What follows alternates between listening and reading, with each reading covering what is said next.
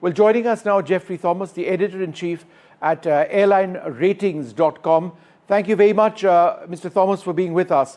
Based on the report that you see so far, and the fact that it's unlikely at this stage for fuel to have been cut off for some other reason, right? What does this indicate to you? Well, look, the report is 15 pages. It's quite comprehensive. But what they're not giving us, though, which is of concern, is they're not actually giving us the complete dialogue of the pilots. They have interpreted what they've said, but they haven't given us the exact quotes of what they said. And then there's no other information about what was going on in the cockpit. So, and we actually don't know. We assume it was the captain who shut off the fuel, but we actually don't know that for certain because, as Mohan said earlier, the co-pilot was flying the aircraft, so his hands were on the control column. So that's one issue that there is a lot of question marks around that aspect. As far as the fuel cutoff is concerned, to your question, yes, there is another way the fuel could be cut off, and that is if you have twin engine failures with a fire.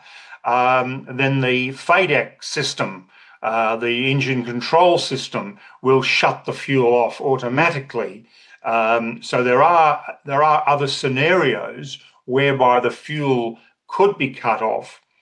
And then the other thing that's worrying us is that in 2018, Boeing put out an alert for the switches themselves, saying there was a possibility one might be or two might be faulty because there'd been another issue with the 737 with fuel switches and they used the same fuel switches.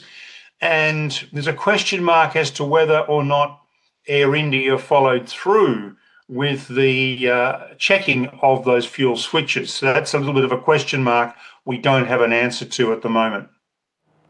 So in other words, what you're saying is, and I think just on the second part, because it is important, was there a possibility that the two fuel switches slipped from the on position to the off position, possibly because the lock which prevents exactly that from taking place for some reason had been damaged? Is that the possibility that you believe needs to be looked at or considered?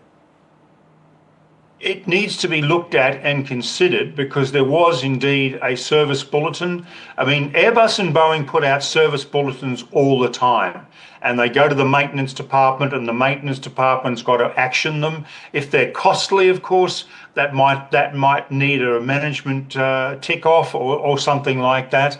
But almost always, maintenance departments will follow through with service bulletins. It just has to be.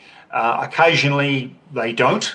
Occasionally there's an oversight, but it has been reported, subject to confirmation, that Air India did not check the switches. Yeah, it's been reported in the report itself. But be that as it may, I'm just trying to understand if that's not the case, and if this were in fact an undamaged unit, then it raises all sorts of possibilities. It raises questions on the conduct of one, if not two, of the pilots, both of the pilots. What business did they have in potentially moving these switches? Because what is clear is that fuel shutoff took place not because of any reason other than the fact that the switches moved. We know as a fact that the switches moved because that's what the report says. So that's what resulted in the engines being starved of fuel. So therefore, do we need to ask serious questions of the pilots as well? Well, yes, certainly. But before we do that, I think we really need to actually understand precisely what was said by each pilot for the duration of this flight. To understand more about the dynamic of what was going on and who was saying what to who, and not just an interpretation. We want the exact words that were expressed, and because all we've got is one interpretation of two comments, and that's all we've got, nothing more. So the report is pushing us in the direction of the pilots, but it's not giving us the data to support a conclusion as to who was responsible and if they were responsible for switching the fuel switches off. So, how is this going to impact Air India? And do you potentially see this impacting General Electric and Boeing as well? No, if I can answer the second part first, the NTSB from the United States and the British AAIB are parties to this investigation. They're the regulators of their country's civil aviation system, and they're crash investigators. They would be absolutely focused on the aeroplane, the 787. Because of the global implications. In the case of the AAIB of the United Kingdom, British Airways and Virgin Atlantic are major operators of the 787. So if there was any possibility it was a 787 issue, then we would have had an airworthiness directive out very, very quickly.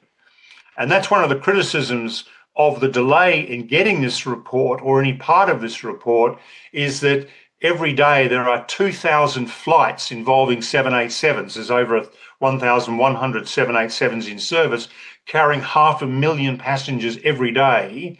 And for a month now, we've had a question mark about the 787. But so from the 787 and the General Electric perspective, I don't think there's any questions to answer.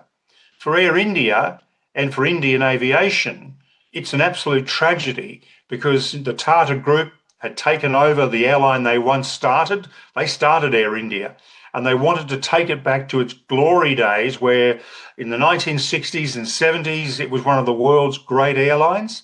They wanted to take it back there. This is a major setback in that process, although we have to wait to see exactly what happened with this crash.